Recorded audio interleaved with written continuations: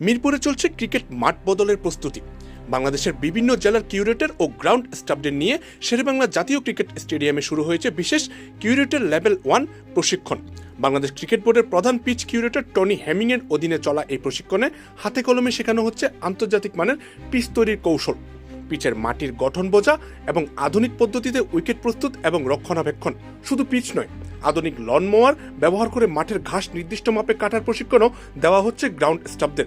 লক্ষ্য একটাই, ঢাকার বাইরের ক্রিকেট মাঠগুলোর উইকেট ও মাঠ ব্যবস্থাপনাকে আরও পেশাদার ও আন্তর্জাতিক মানের করে তোলা। অর্থাৎ মিরপুরের এই প্রশিক্ষণ শুধু একটি কোর্স নয়, দেশের ক্রিকেট অবকাঠামো বদলের বড় এক পদক্ষেপ।